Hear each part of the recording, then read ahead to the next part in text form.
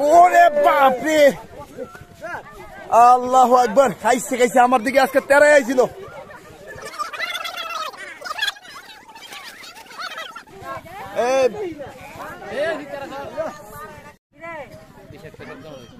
Ocean কি কইলা? বাতাগান্দি home না,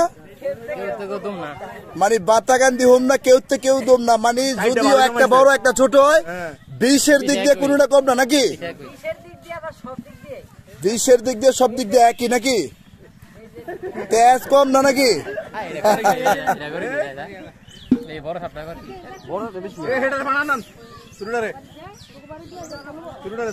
দর্শক, আমরা আছি কুমিল্লা তিতাস উপজেলায় করিকান্দি ইউনিয়নের কলাকান্দি গ্রামে ইব্রাহিম ভাইয়ের বাড়ি থেকে আসলে এই দুইটা বিষধর সাপই কিন্তু একসাথে কাপল, এই দুইটা সাপ কিন্তু কাপল জোড়া একসাথে একই গর্ত থেকে কিন্তু উদ্ধার করা হয়েছে। মূলত হোসেন জানিয়েছে যে সাপ দুইটা বংশ বিস্তার করার জন্য একই গর্তে বসবাস করাকালীন আসলে সাপ দুইটা ধরা পড়ে।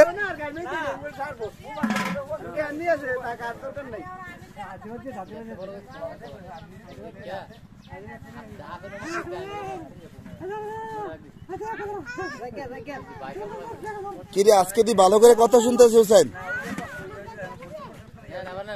আল্লাহু আকবার।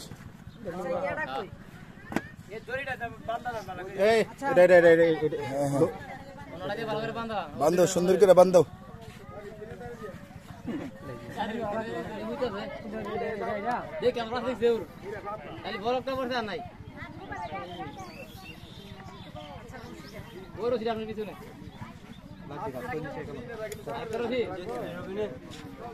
ভাই সেফটি কইরা নিতে হয়, কড়া সেফটি কইরা। মনে করেন এই সাপ গুলা নিয়ে আমরা যাইতেছি, একদিন কি হয়েছে জানেন? একদিন ব্যাগে কইরা সাপ দিছি, ছুটে গেছে ব্যাগের থেকে।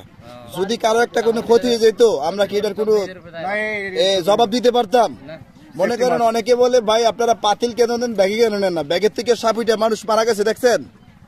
হ্যাঁ, কিছুদিন আগে ব্যাগের থেকে উঠে যে সাপ মারা, ব্যাগের থেকে লাভ দিয়ে যে সাপে কামড় দেওয়া মানুষ মারছে, একটা সাপুরে দেখছেন ভাই? এই যে কিছুদিন আগে সাপুরে একজন মারা গেছে ব্যাগের থেকে, ব্যাগে থুইতে গেছিল। ব্যাগে থুইতে গেলে রিক্স আছে কিনা?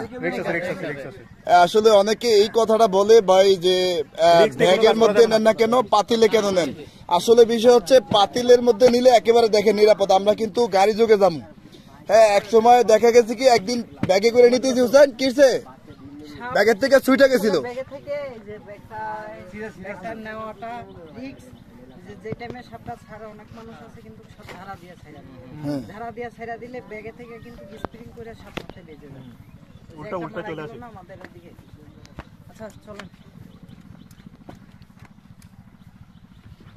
আচ্ছা দর্শক, আমরা বিদায় নিচ্ছি।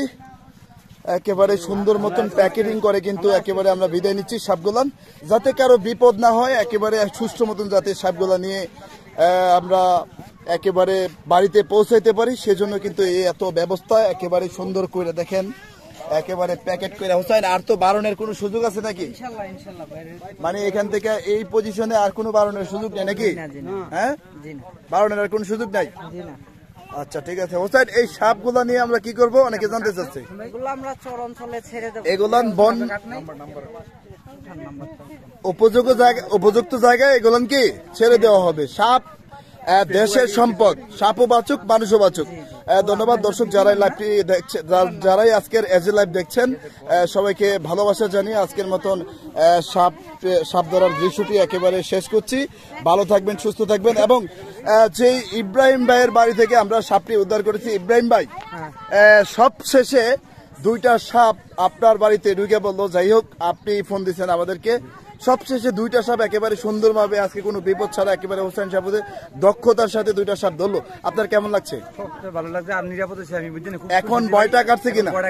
ভয়টা কাটছে নাকি? আলহামদুলিল্লাহ ইব্রাহিম ভাই, হ্যাঁ আপনাকে ধন্যবাদ। বুঝলি আমাদেরকে বাচ্চা কাচ্চা এখানে আসে, নিরাপদ নিতে হয়, আল্লাহ যদি নিরাপদ করে। হোসেন ভাইকে অসংখ্য ধন্যবাদ। আচ্ছা ধন্যবাদ আপনাকে ইব্রাহিম ভাই, আপনার সুন্দর মতামতের জন্য। ভাই পাশাপাশি আপনাদের কাছে জানতে চাইবো যে হোসাইন এই জেনারেশনে আইসা কিন্তু সাপ ধরার কাজে মানুষ ঝুঁকছে না, বিভিন্ন কাজে ঝুঁকছে। এই হোসাইন যে এই পেশায় থাকছে, হ্যাঁ এই পেশায় থাকাতে মানুষের কল্যাণে আসছে, এটা আপনারা কোন চোখে দেখছেন? এটাও একটা আমি মনে করি মানুষের সেবা করাই উত্তম, ঠিক আছে। উনি যে কাজটা করতেছে সবার জন্য সেবা করতেছে, সবাইকে ভয়মুক্ত করতেছে, ওনার জন্য সবাই দোয়া করবেন। আমিও দোয়া করি মন থেকে, ওনাকে আল্লাহ নেক হায়াত দারাজ করুক এবং উনি আরো এরকম কাজ আরো করতে পারে, সেই জন্য সবাই দোয়া করবেন। ধন্যবাদ আপনাকে, আপনার ভাইকে অসংখ্য ধন্যবাদ, সবাইকে ধন্যবাদ। আর ইনশাল্লাহ আমাদের রেস্কিউ টিমের জন্য দোয়া করবেন। আর পাশাপাশি আমাদের তোফাজ্জল ভাই একটু অসুস্থ হয়ে গেছিল, মানে হাতে সাপের অ্যাসিড লেগে, ওষুধ লেগে। হ্যাঁ, ওনার জন্য দোয়া করবেন আপনারা, সবার কাছে দোয়া চাচ্ছি। ধন্যবাদ কলিজার প্রিয় ভাইয়েরা যারা দেখছিলেন এতক্ষণ কষ্ট করে। সবাইকে ভালোবাসা জানিয়ে আজকের মতো বিদায় নিচ্ছি। ভালো থাকবেন, সুস্থ থাকবেন। আসসালামু আলাইকুম।